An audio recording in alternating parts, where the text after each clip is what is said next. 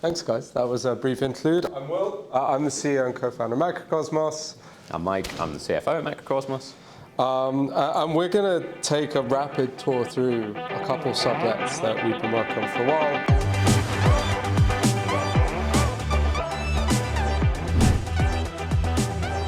I guess for those of us who don't know, we're one of the first teams who started on BitTensor. My co-founder, Stefan, was originally the CTO of the OpenTensor Foundation and built the original subnet and has probably built more subnets than other people. But we're about 30 people. We're based primarily in London. We speak too many languages and have too many nationalities. But we sort of built Microcosmos with a sort of fundamental question of, I have a lot of conviction in the open AI, the decentralized AI journey. But when you get down to the technical details of this, there are some fundamentally deep and hard research problems that bound this space. When you're talking about doing decentralized AI, you have different research problems to the open AIs and the Claudes and the Anthropics. But fundamentally, there's still a lot of immense technical work to be done. To quote Mr. LeCun, new algorithms and new physics to emerge. So we very much built Microcosmos to tackle those problems and try build technology that was not just competitive or a mimicry of closed labs, but actually better in its own way and played to its unique strengths. So we're going to talk a little bit about some of those technologies today. But again, our sort of mission is ultimately AI is too important to be behind closed doors. I think all the conversations Siam raised over the last 20 minutes, half hour, are the fact that this is going to be the dominant technology of our time, probably our children's time, possibly even our grandchildren's time, if the God robots decide we're allowed grandchildren. And making sure that it's ownable, accessible, utilizable, and scalable is really important to us and to me personally. I think we were trying to think of a good statistic for this slide the other day. I think technically within Microcosmos, we have 30 years of subnet engineering experience now, which is kind of mad. A lot of wrong mistakes and a lot of right mistakes, but going all the way from the sort of Wild West of the very first subnets, some of the systems we're building today, seeing the likes of Max and others sort of building things that are taking it off in different journeys. We're for better or worse, pained at this journey and have gone through a lot of it. But more importantly, we're also a highly experienced team. Most of us have been building businesses, working in space for a while. Elena, our head of delivery at the back, is ex-Google. We have DeepMind staff on team. So we're very much a team that's focused on being able to bring BitTensor into the market as well. And Mike sort of 100%. This is something that Will and Steph got right when they set the company up, actually. So we are a UK-based company. We are a proper legal entity. We are people with faces and names that you can come and find and talk to. Part of the problem with BitTensor is that everything is online, and it's very difficult actually to sign a contract if you're a big company with someone who's called Floppy Fish, for example. Exactly, guys. Looking at these wonderful illustrations of the point, Jet Ski Incorporated, we're trying to be a bit of a battleship for BitTensor. So sometimes that's hard, but I have no idea what the rest of this is at. Siam, are you the nuclear submarine? I'll go through this later. There you go. Oh, well, there you go. But yeah, moving on. So we're going to talk about two subnets in detail today. We have content on our other subnets if people are interested. But to date, we operate 5 subnets across BitTensor. They comprise the sort of full AI stack. We have a large web-scale data scraping subnet, subnet 13, Data Universe, I'm going to talk about today. We have a training subnet called subnet 9 I'll talk about. An agentic system called Apex that basically is a way of using models to create more intelligence. And we also do a lot of work in decentralized science. Mm-hmm. And just to frame this presentation a little bit, guys, BitTensor is a fabulous technology, and we are BitTensor Maxis. But I think there are 2 important things that BitTensor needs to prove for the future, right? And one is that it is the platform to do decentralized AI on. There are other competitors in our space. There's not a lot, there's only a handful of teams, but we need to show that this is the place. That's one. The other part is to show that BitTensor is the place to make the most of the benefits of decentralization in order to actually realize competitive advantage in the real world and see commercial benefit out of it. And the 2 subnets we're going to talk about are the 2 places that are easiest to track those 2 themes through. Yeah, and maybe to illustrate this, 13 is very much at the productization, generating revenue end of the spectrum. IOTA, which we'll be talking about later, is very much at the explosive, how do you solve technological problems research end of the spectrum. So decentralized data collection. Subnet 13 was kind of my first eureka moment for BitTensor, because we built this system that broadly incentivizes the scraping and collection of data, social media in this case. And when we first built the system, it was kind of cool. We're like, oh yeah, we're getting like 100,000 posts a day. That's exciting. And then one day we sort of woke up and checked the dashboard, and some guy had come in. And the nature of a BitTensor subnet is they're very competitive. So the best guy or girl on any given day can win. They're paid in tau. That's their incentive for winning. So I think we've been cruising at like 100, 110K for 3 or 4 weeks. And suddenly some guy rocks up and uploads 10 million rows of data, crushes the competition, changes the competition. So, you know, Steph and I are there in the morning. We're like, wow, this thing's kind of good. Like, it kind of works better than we expected. And so we're like, yeah, it's 10 million, 10.2. And then a guy rolls up and does 11 million rows a day, 15 million rows a day. So I'm like, wow, this thing's really good. And in sort of July or August of last year, we were preparing to do a novelty search, which is a big presentation. And I asked our lead engineer on 13, how many rows total have we scraped? And he's like, oh, well, it's about 1 billion rows. And I'm like, yeah, it's a lot of rows. It's a lot of rows. And he calls me an hour before the presentation and says, Will, I'm really sorry, but the numbers are all wrong. I've got it off by a factor of 10. And some of the users in business have had that call. It's never a good call when you're off by a factor of 10. It's always like, shit, it's down. I've been telling Siam it's scraped 1 billion rows. I've been doing all of this. And he's like, no, well, it's a good factor of 10. It scraped 10 billion rows. I'm like, oh, wow, but thank God. But look, I illustrate that story to make a point that BitTensor is very, very powerful when you make it work for you as a system. And a lot of our sort of thesis around BitTensor is, how do you make BitTensor work for you? So today, Subnet 13 scrapes over 100 million rows a day of YouTube, Reddit, and X data. We broadly index all of the popular thought on the internet. We've scraped over 55.8 billion rows of data, and we've built applications, APIs, and AI services on top of that that we're beginning to sell to customers. I even have a case study slide because Score are using some of our services. But needless to say around that, and a quick case study to illustrate that, last November we tried to predict the US election using Subnet 13. We were like, okay, let's see if this thing can be powerful as a data prediction engine. And Subnet 13 was overwhelmingly in favor of Mr. Trump winning, which some of you in the room will say, oh, that's just the representative bias of people buying social media data. What's really interesting about these figures is they identically mimicked betting perspectives on the Trump victory on Polymarket, which is like a public betting platform. So the reason I illustrate this is what I'm not suggesting is large-scale data scraping can predict the future. What I am suggesting is it can accurately predict public sentiment on the future in a way that's valuable. And that's really, really compelling for us. Mm. Yeah, and look, guys, some of you might have seen me talk to Siam and Mark about this subnet online. This analysis was pretty crude, right? Just looking at mentions and the sentiment behind them. As you develop the subnet, you can get to a whole different level of granularity in terms of what you look at, right? So actually, we were pretty successful. Vlad, who runs Subnet 13, was delighted. He just went away and used his hundreds of millions of rows and correctly predicted the outcome. We wished we had, in fact, bet some money on Polymarket, which we didn't, and maybe that was a mistake.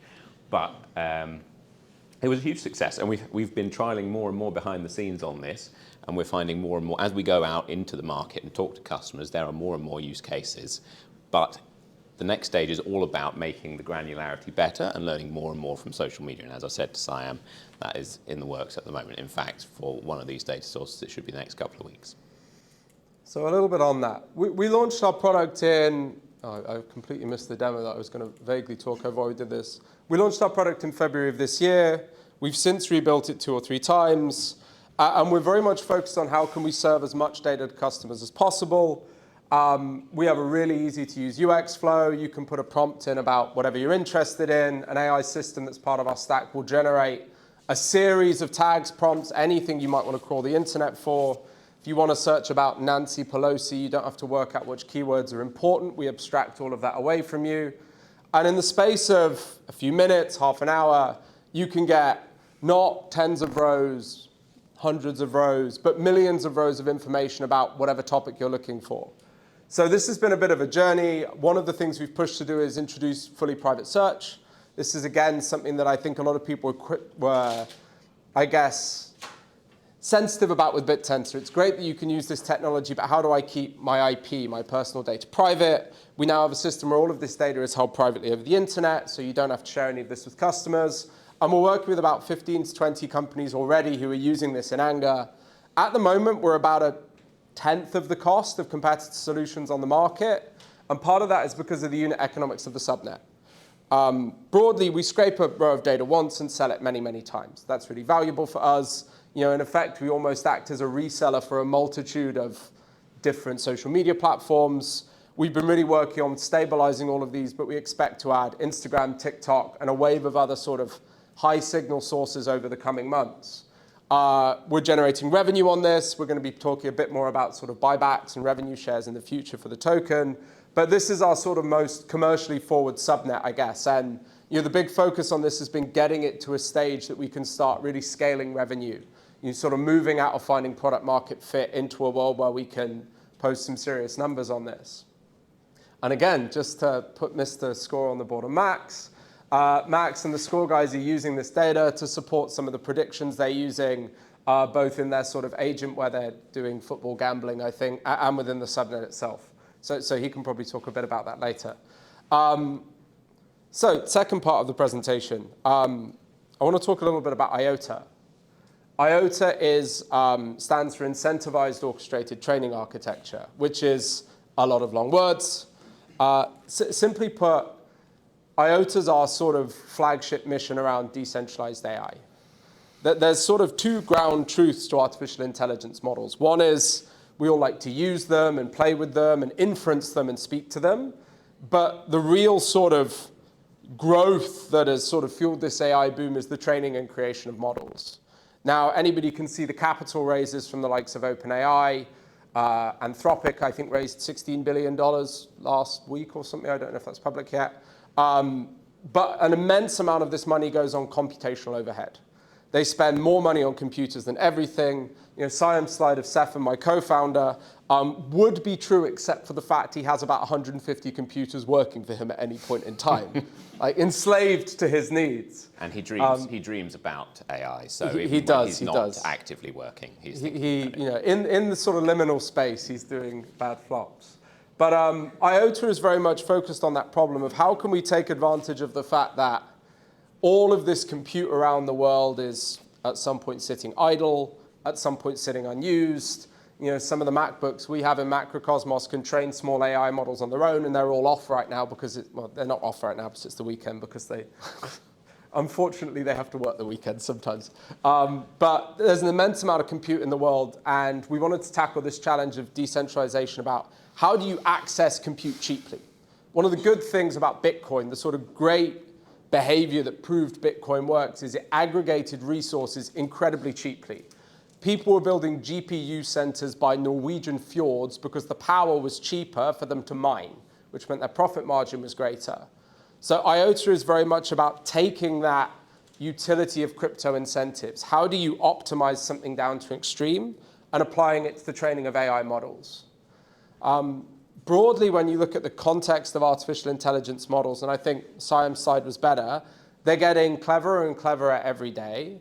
But the fundamental law of economic demand is the cheaper something gets or more available something gets, the more of it you'll do. So what we expect to go with the AI boom and the super intelligence growth that Siam's proposed is more and more people training models. Maybe people in this room end up training their own models or fine-tunes on their own data. Maybe very, very specific domain models to solve physics challenges as opposed to the general models we have today. But we believe IOTA is a pathway to train that cheaper, more effectively, and faster as the technology develops. I'm not going to talk too much about how AI models are trained because people might fall asleep. But broadly, today's frontier models are trained in highly co-located data centers. Rooms like this spread over the size of city blocks with very, very tightly networked computers. Now, the nature of this is it's very expensive. You have to acquire real estate. The capitalization of these things is very expensive. you can see that the sort of Fab 7 companies in the US are spending more money than ever to build these data centers and provide access to them. And a lot of people expect this to potentially lead to a bust for a brief period, where broadly there's an overinvestment in physical infrastructure and too much compute on the shelves. What decentralized training does and things like IOTA do is allow you to connect that technology over the internet, cloud computing for training. And we've handily built a dashboard and system that visualizes this. I guess not to get, again, too into the technical details of this, but Mike calls this the space bong. This is a way of dividing and separating models. Each node over this is a computer on the internet that's networked together to train these large models in a fully distributed way. Each miner contributes to work, they share information, and collectively this thing can train profoundly large models. Current state of the art in decentralized training relies on basically networking 3 or 4 of these big data centers I spoke about. Huge, very expensive computers that are only available to, I think Josh in the room has a bunch of expensive computers. But we want to move to a paradigm where anybody can contribute to this. Anybody with a GPU or an expensive MacBook or otherwise can contribute to training, be rewarded for their work, and ultimately develop this system. So we've spent an immense amount of time on this. At the stage we are today, we launched the system in June. We now have a very stable system that trains well.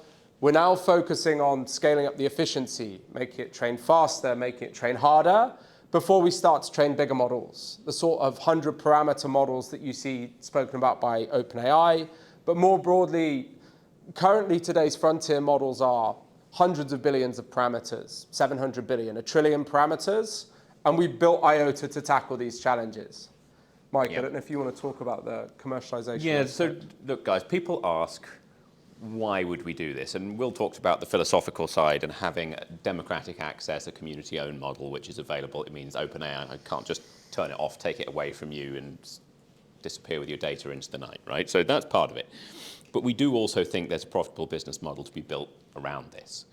Now, part of that is a familiar model, if you like, which is deploying the model. And the model will, part of the next step in this roadmap is being able to train multiple models under the same subnet. So that's an important thing. So we can have a research arm which is trialing different architectures, but we can also have an arm which is training on demand, so whatever we like. Now, it may be that the first step, probably the first step, is community licensing. So we train the frontier model, it must be competitive with Llama. And we're at the point at that stage where you need to get it out into the community. You can give it to academics. It's just available open source. That's step 1, right? To build familiarity and build usage. But layering on top of that, there's a market for fine-tuning, for expertise in deploying it, which we can capture.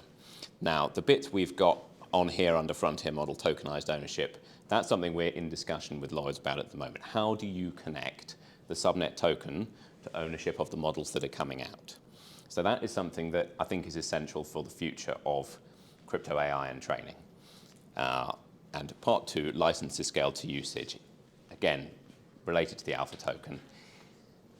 If you can connect the alpha token to deploying the model, whether that is allowing someone to take a model that's come out of the system and use it, or us hosting the model and then being allowed to ping an API and get a response out of it, that's step 1. Part 2, if you've got multiple swarms training under the same subnet, if companies come to us and they say, we actually do want our own model, we want to have it and deploy it internally, but we've got a lot of proprietary data we don't want to give to OpenAI, we just want to use it, or maybe it's a set of different organizations who want to train, but they don't want to share their data with each other. They can come to us and we can train that under a sub-swarm within the same subnet. Then IP sharing agreements on exactly that point around sharing data. If you want to have a model that works across an industry but you don't want to share between participants, this is a way of co-owning something under that heading. Yeah, and I think just to settle on this final point, one of the reasons for building IOTA is we believe it's generally technology that could be used by closed labs or anyone else regardless. The sort of North Star metric for us is something called cost per token trained. So right now, a GPT-5 was probably trained on anywhere from 3 to 5 trillion tokens, which represents $1 billion budget. We believe we can achieve measurable, potentially order of magnitude cost savings on cost per token trained, which potentially provides revenue for IOTA. If it's cheaper to train on BitTensor, and an important point for this is it's not cheaper to train because of potential subsidies or token flow emissions, but cheaper to train because the technology is better and more efficient. That's our North Star goal with this. So look, a final wrap up, because I'm conscious we have too much time. We launched in 2024, and what I would say in 2024 is we were trying to work out what BitTensor could do. I told a bit of a story about Subnet 13, but we built a lot of subnet primitives that now other teams have built from, forked from, copied from. In 2025, we're very much focused on product market fit, taking this to market, experiencing growth, and our plan for next year is very much around scaling like hell. So, when we think of this internally, we're in that sort of Series A stage of a company where you have product market fit, you've got your first customers, but how do you explode? The next 18 months are hopefully going to be as exciting as the last. So, yeah, thanks for that.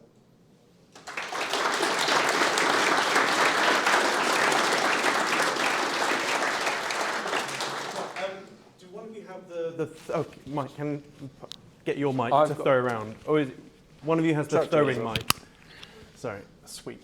Okay, so I've seen a bunch of questions from our community and also some of the things that you just raised. So I'm just going to quick fire some stuff. Go away. When you say row of data for Subnet 13, what constitutes a row? So a row would be a tweet or a post or content and all of the associated information about it. The likes, the reposts, the time of day, the account. We can build certain network graphs and other behaviors off that, but the simple metric is just one piece of data from social media. One row in the Excel table. And you have 55 billion rows. 55 billion. And so when you're monetizing Subnet 13, how long does it, what epoch of time is that data valid for selling purposes? Because data becomes stale and then it's useless. That is a good question. So it comes with a timestamp, right? So you can decide. One of the things we had to implement is a time window when you scrape. So you can say when you want the data from, or you can just have all the data and you can decide I only want to use the data from the last week. So I think there's no single answer to that. That's a customer-specific type question. But perhaps to add to that, we have a real-time data scraping component of Subnet 13. You can get posts in a fraction of a second. When Siam posts, you can get Siam's post sent to you. But there's different use cases for volume. If you want to train an AI model on, I don't know what, I had a product designer wants to retire and build a wine business eventually. So she always does scrapes about wine in France. If you wanted to train a wine sommelier, you probably want data back to 2001 for context on what bottle was a particularly good year. So I just use that as an example where different use cases have different contexts. We have different pricing. The big scale scrape data is cheaper for us to acquire, so it's an order of magnitude cheaper. The very real time sort of fraction of the second stuff that an agent or something else that's looking to do betting or prediction on might be cheaper. But there's a two-track relationship to some of this as well, where if you were looking to train a sports betting agent, for example, you might want to index the last month of data about a team's performance and then use the data on the day to sort of fine-tune that model. And when you're scraping YouTube, what are you scraping? The transcripts? Yeah, transcripts. Can you then use Subnet 1 to get intelligence from that? So could I go to Apex, so Subnet 1, and go, what are Brad Bulmer's political views? And would it then look for his YouTube video transcripts, look for his whether he likes or hates Trump, and then give me an answer? Yeah, absolutely. We're going through a bit of an evolution with one, but this is exactly the sort of context that an agent could use. Ask me about Siam's opinions, pull all of the transcripts from the Realistic Trader.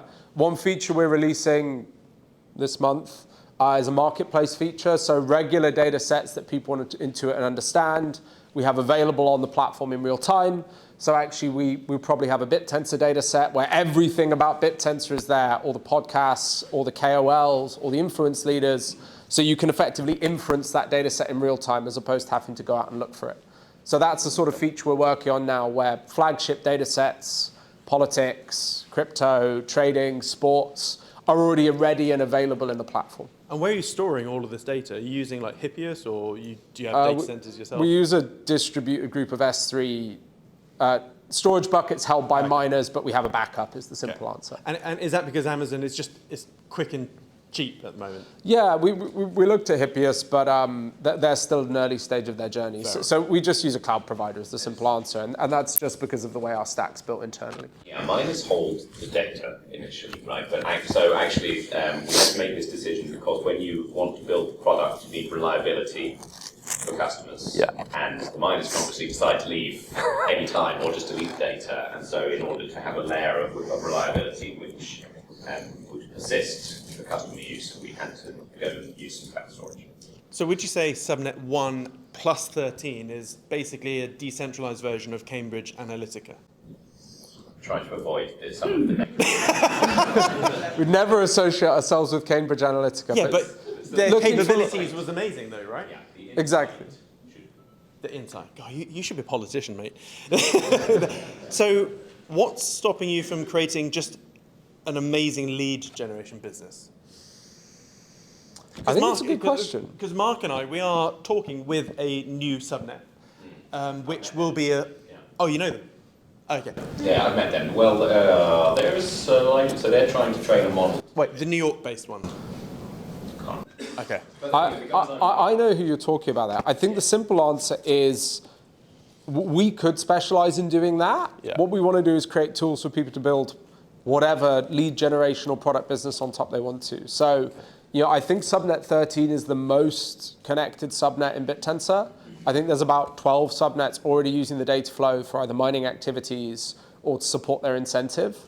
And they're all building services and products on top of that. So, Max and the guys use it as a sports I don't know, what do you use it for? Something about gambling. Oh shit, one sec. The throwing mic. So what we do with subnet 13 that we couldn't do with any other subnet data provider is, so we're scraping a lot of data from social media and other sources, and we use it for sentiment analysis. So the way we work with the hedge fund I've been mentioning is, so we built a kind of a Darwinian LLM system where, so we get data from different sources thanks to these guys. We then create buckets of randomized data. So there's n buckets with data packets in there. Then what we do is each bucket has a P&L. So each bucket is trading, is betting. Then we keep the good ones and we run XJ boost and stuff to kind of know which particular data point was impactful on the bet. But everything starts with their subnet, because thanks to these guys, we have access to immense amount of data. And I guess not to steal some thunder from later, but one of the teams later on today are doing some very, very cool things with training speech models. And one of the richest sources of speech data is YouTube transcriptions. So having that as a raw source they can use to improve their models is another really good example of starting to move into that, training better models, improving performance with data. So I think for us, the world's very open, but we focus in a lot of ways in the same way a software provider would be on making the base tooling as good as possible so as many people can build on top of it as possible. And we don't overfit to any use case up front. And could you, in layman's talk, explain more what Apex is? Because I spoke to some people and I was surprised because I thought they knew more. And they're like, isn't it just like a shitty chatbot? And I was like, okay, so can you explain Apex a bit better? So they're never easy to explain simply, which is probably our error. So subnet 1 was the first subnet on BitTensor to do shitty chatbot. Let's put it that way. And I reference that because there's been a lot of eras of subnets that broadly serve inference tokens on BitTensor. Subnet 18 afterwards was shitty chatbot reproducing ChatGPT. Subnet 19, which was for a long time the biggest subnet on BitTensor, was open Llama 7TB chatbot. And one of the things we focused on internally is how do we create something that is better than just reproducing a model. And this sort of shitty chatbot, to use Siam's term again, is something called deterministic inference. So basically, you reliably make a miner do what you tell them to do. In this case, run a specific AI model and return me chat tokens from it. So with subnet 1, we've been focused on how do we create an asymmetry between not just saying miner do this and a miner reproduces that, but how do we create something more intelligent, better? So for about 6 months, we were focused on test time compute or reasoning models within subnet 1. So as opposed to just go and do exactly what I say, what we ask the miners to do is reproduce results that might take our system 20 minutes, 25 minutes in a fraction of a second. So what you're then incentivizing is time. How can a miner do very, very intelligent work in a fraction of the time? And our incentive is all designed around forcing this. So how can we make deep research, which takes 35 minutes, take 20 seconds? Take a minute if you want a certain depth with the same quality. And we've had really, really compelling results on that. The system to date can reproduce sort of 20 minutes of work with a similar model in about 30 seconds. But we have some more big updates coming on subnet 1. I'm not gonna tease on too much. But so subnet 1 for us has always been about how do we create something that is better than just a reproduction of something you can buy in the normal closed world. And for me personally, that's something that is quite important for the journey of decentralized AI. If we go back to subnet 13, there's another data subnet that basically just incentivizes using the Twitter API. So they just reproduce the Twitter API for cheaper. To me, that's pointless. And I feel we've proved that with subnet 13, where they scrape about a tenth of the data, maybe like 1% of the data on some days that we do, because the incentive mechanisms just isn't as good. You don't create space for miners to innovate. So with one, we're trying to do the same thing with inference and token production, which is very, very hard, but we've got some great results on it today. And have you done any more predictions with 13 and 1? Like you predicted Trump beating Kamala, etc. Are there any other predictions that you guys have done or are going to do? We had a bunch of them internally, actually, but we I'm trying to remember which ones we did. Elena might know. What, Elena? Run up. We've got spare slides. How long do we have? 1 o'clock is dinner. I mean lunch, so we've got time. And I haven't opened up the So questions yet. it's just I'm head of the project for subnet 13 and head of delivery in Macrocosmos, so I know deeply about the cases which we're working on. So there are several cases which Gravity as a product and subnet 13 is covering in terms of prediction or usability of social media data, and it's all about how valuable social media data is. So let's say we have general case where currently, talking general, it's actually quite specific and it's commercial project, so that's why I'm not diving into much details, but long story short, we're analyzing the social media data for, say, one of the companies who've been hacked, say like in crypto environment happens, trying to predict if they trying to find out if there is a spike in sentiment or in activities in social media pre-hack. So can we actually get signal that something is happening and get some resources before actually that happened? And our last data, which is like end of this week came over, we actually do see spikes before the hacks.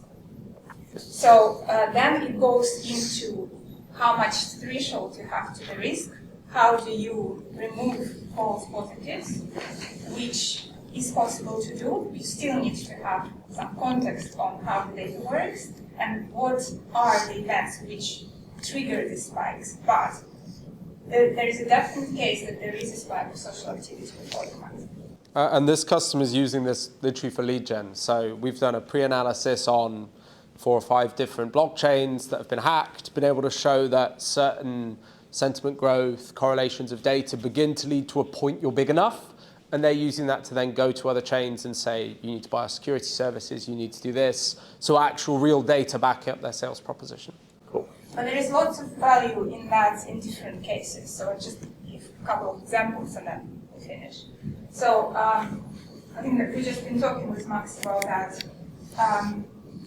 In Bitensor or any other environment, any business now, really depends on the influencers and calls. And the opportunity to be able to identify who are your influencers. So we have requests from the trading platform who is working with influencers to promote themselves. What they need is not just like who are the influencers, who actually speak about the trends of the prices in cryptocurrencies and digital assets. But we also want to know, are there top influencers, they're expensive to work with them? Are there medium one on the rise, who we can reach out and we know that they will be impactful? And the lowest ones we can divide. And then we can pick the group of working that we're working with and track their performance and see if they are impactful, if they are influential enough. And we pay money for them, but not for nothing, or just send a reference here and work with them. So this case is quite valuable in generic side, and that can actually help to catalyst Bitensor for each subnet to be able to identify the influencers and promote themselves and promote their products. So there's lots of value hidden into Gravity, really. Okay. Thank you. And then the last question I saw online was, there's now, 3 or 4 subnets that are doing pre-training. And to the average layman, what metrics should, let's take me, with no technical knowledge. What metrics should we look at to try and personally decipher which pre-training subnet is doing well or not well? Because I understand that just looking at the param size isn't like a false sort of metric. Like how would one distinguish the differences or benefits between? So maybe to look at this. So we ran Bittensor's first pre-training subnet, the original version of subnet 9, and when we decided to redesign 9 to work on IOTA, we were trying to think 2 or 3 steps ahead. So we'd worked on some of the similar compression technologies that Templar are using, that I think 38 are kind of copying off Templar. And with the original 9 architecture, we hit a limit. That's the way I'd frame it. We trained a 14 billion parameter model. It's a really good 14 billion parameter model. But scaling beyond that significantly was always going to be a challenge. So IOTA is very much the only system that, with the architecture's design, would ever be able to train a trillion parameter model. I don't know if Templar would change architecture and look at that, but pipeline parallel is ultimately how these large models are trained in data centers, and putting that over the internet is one challenge. Now, what I would say is Templar have had incredible results. I think they're doing really, really intelligent things. And I think it depends on what you're selecting for. For us, we have a goal around training a phenomenal open model, but from a business case perspective, we're much more interested in developing a really cost-efficient way of training, because I think that is where we're going to generate revenue and alpha flow back to subnet holders. Now, I think if you look at Llama or DeepSeek or Quen, they have made no actual revenue from those models. They've made status, and status is really important for the project for Bittensor, but it's still in a speculative growth state. I think we have that aspiration. We did a lot of work on training good models, not just big models last year, which we're confident can fit into it. But for us, the sort of myopic focus is on getting training cheap, because we think that's actually something that will attract major corporates, potentially larger labs and other pieces to actually use the system, because cost is a very attractive metric. Yeah, So I'm going to add two things to what Will said there. So just in case the audience is not familiar with the difference in how these subnets work, the main thing that's different about IOTA is not every single one of those miners has to take and train a whole copy of the model. And that's really important, because if you have to take a whole model, as the model gets bigger and bigger, you need bigger and bigger hardware. Right, and Josh is looking at it. Yeah, Josh, how much does an 8 by B200 box cost a day? A B200 at the moment is like $6 to $8 per hour per GPU, 8 GPUs in a box. Yeah, it's a couple of £1,000 a week for one single box. So you're talking 20 grand a week to be able to play on Templar right now, well as it's more in the orders of hundreds of bucks to play on IOTA. And that will get smaller as we progress down the roadmap. The objective is to enable, anyone with a MacBook, a solid MacBook, to come and plug in and be able to participate. Right, so this is the maybe next generation. which means it scales. Version 5. But it scales, so it scales in a way that the others don't. So that's an important starting point. I forgot what the second point was. Multi-comp? Yeah, the multi-comp is a really important part of what we're doing, and that will speed up training. As it speeds up the iteration process in us learning, and it also enables you to train multiple models at the same time, which is multiple revenue streams at the same time. Yeah, so just to be clear on that, from next week or the week after, we'll be running multiple training runs on IOTA at any time. Wow. So as opposed to just training one big model, we could train 3 small models, a medium model, and a big model. And the reason for us is it actually means we can move the development of the system faster. We can run different things with different settings and see which one is better. But that architectural work is something we've put a lot of thought into. So from a business case perspective, it means we could serve more than one customer, would be a way of thinking of it. And I don't know if the other teams are thinking about that. That's pretty cool, because when I spoke to Sam from Templar, I was like, what's your biggest bottleneck at the moment? I asked everyone that. And he was saying that, because he's running like a 70 B param, and it takes like 2 weeks to run it. And so his iteration cycle is slow. Like he can 2 runs per month, and there's, so what you're saying is that your iteration cycle is going to be way faster. So we will run a multitude of competitions to train. So for example, we are doing with a lot of work on compression algorithms, which are basically how do you send stuff over the internet. So we can run 3 different experiments at the same time to see which is better, as opposed to running them one in a row. And this is how Frontier Labs work. They run millions of dollars of experiments to see how things work. So for us, IOTA will be able to do that in due course. We can test different parts of the system, like the validation mechanism, or how well it scales, or whether we can do a private run or a permissioned run where we can get secure data deals, like all sorts of pieces like that will let us move faster, and that's very important to us. And to the layman's question, what you need, it's very difficult to assess this part from the outside, right? We're looking at this stuff internally all the time. The thing you see on our dashboard is the loss curve, which should show you how the model improves over time. And you can compare that across the model we're training and the model someone else is training. And as you say, parameters are not always the kingmaker. You can have a cleverer, smaller model, which is the holy grail, really. But lots you can compare. And the other thing is, as the models are trained, you'll see people doing benchmarking analysis and side-by-side comparisons of models. So we're not there yet to have a model which is trained sufficiently to be doing that with. But as those models are trained to a point where they're ready to be deployed out in the world, you'll see them sat side-by-side on training benchmarks. And indeed, we did do this with the models that were coming out Subnet 9 before the refactor. So with your pipeline parallelism, once you've sort of got to the efficiency levels that you're happy with, you could then scale up the param size like really fast. Yeah, the boundary for us is getting the base system working, and then we can go really big. Like we can go kind of as with pipeline parallel, you can kind of go as big as you want because you just chop the model up. You can chop it up 3 times, 5 times, 100 times, and broadly each slice corresponds to a size of computer. Now there are certain speed and efficiency parameters for that, so there's a secret level, but broadly when it works the way it intends to, we can go very, very big. We can go lots and lots of participants. We actually had a PR to go to potentially 16,000 slots if we need to, which nobody else is. There's no other subnets on BitTensor that actually need more than 256 miners, but we might. So there's a lot of different aspects to it there. The broader decentralized training space is improving over time. There's people like Boralis and Prime Intellect and Noose who are steadily scaling up. It's only really Boralis who are doing what we're doing in the same way. In fact, their research is quite similar if you look at the papers that came out at a similar time in June this year. But they're not on mainnet. They're not mainnet. None of them are permission.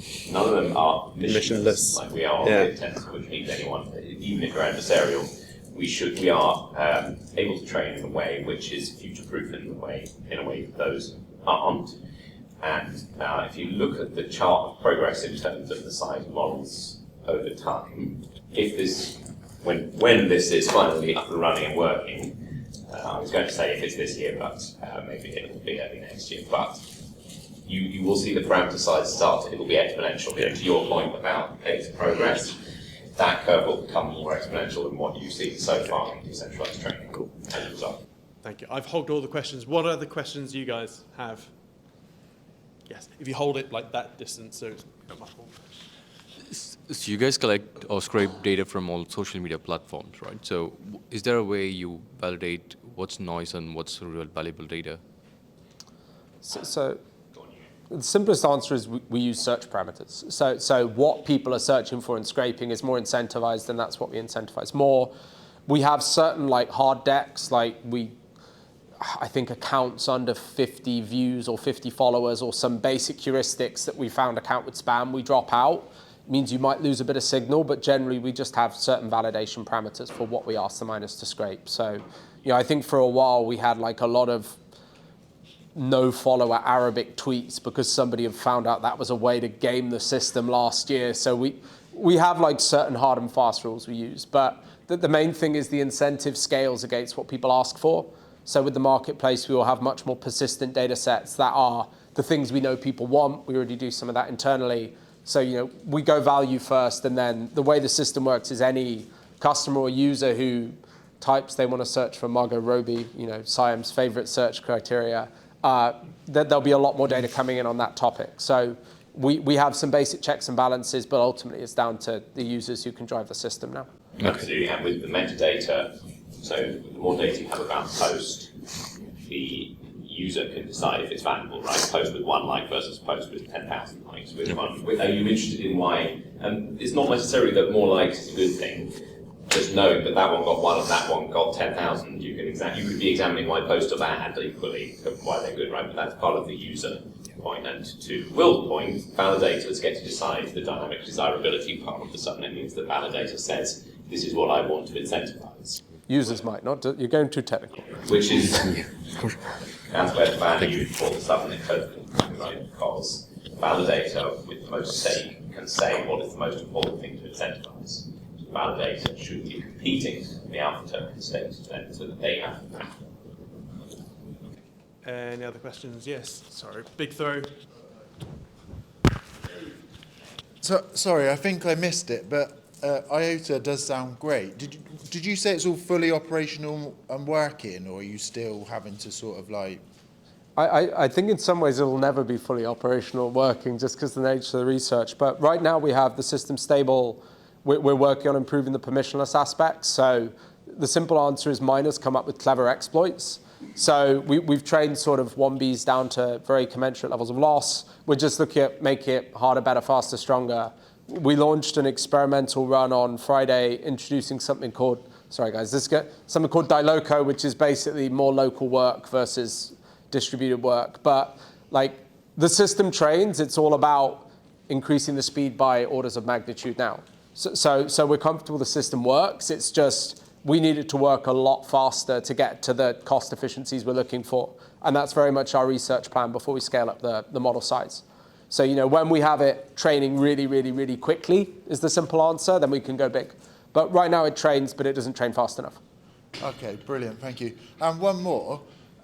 What's your view on subnets and how they might fit into Macrocosmos going forward? That's a great question. I wish that there had been subnets 3 years ago and I had one subnet because it would be easier to have one token.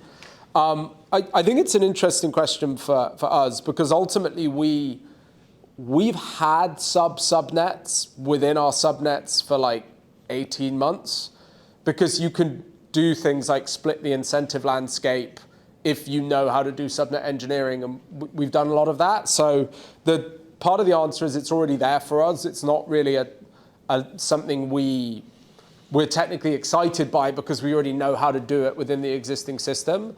I think it's a good good move directionally for the protocol because it lets people do more. But for us, it's sort of a means to an end from that perspective. Like there's no real engineering value for us because we already know how to do it. Yes. Hey guys, so you spoke about towards the end of 2025 building out the go-to-market team and then into 2026 scaling. I'm keen to understand how is that going, building out the go-to-market team, and is there any particular sort of low-hanging fruit in terms of product market fit that you could perhaps speak to in a bit more detail? If I use an example from 13, when we originally launched the product for Subnet 13, we went and spoke to a load of customers and they all said, we need way more data on metadata and likes and exact time of post. So that led to certain engineering changes for us. Like right now, we have like 3 or 4 people who are sort of core team members, Elena, myself, our sort of like BD team working on go-to-market. But I think there's a statement that you really need to have a repeatable sales pattern before you hire 10 people who don't know about the business to go out and repeat it. So I think we're getting there. We've posted really good numbers in August on revenue. We broke 5 figures. We're hoping to do that again in September, October, and November. And then I think when we have more rhythm there is when we'd start to scale the team. But I don't want to hire 5 people that we haven't got the recipe for them yet, is the simple answer. So I think we've been really pleased with the traction over the summer, particularly as sales over the summer is hard, particularly in Web3. Everyone seems to go on holiday except us. So I think we'll see throughout the fall and then look towards the new year for scaling. But back end of the year is there. We are still sort of out looking for roles in the market, but I'm very choosy with salespeople. Sure. So we are reaching now multiple user groups. So we identified who our potential customers are in that market, trading platform, betting platforms, and universities, academia.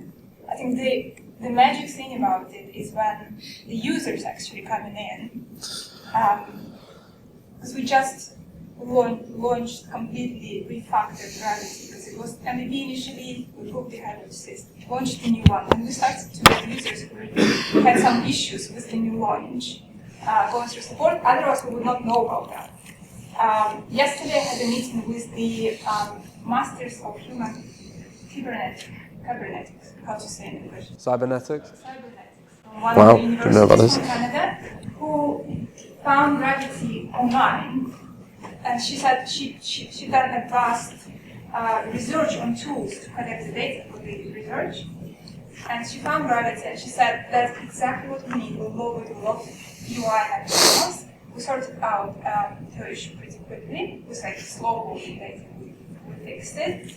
But hearing feedback from people who haven't been reached out by us or just found it, and it's not been one case, there have been several cases so far. That's amazing. Like, this is such a great feeling when you're like, finally, we have this flow back, not only reach out, but actually coming back and providing us feedback. That's great. And guys, I know there are entrepreneurs in this group, people who, and a lot of important people, so please, everyone, go and use it and tell us what it's useful for. Yeah, you can track your brand. You get $5 for My favorite anecdote. My favorite anecdote to Bidding is somebody bought 500,000 of 13 alpha from another crypto protocol I won't name and was like, can I have free data access to use it for my DAI protocol? So we gave him a couple $100 of credits. But that's an interesting anecdote for me, that there's a bit of dog fooding going on. So there you go. Well, big round of applause. Thank you.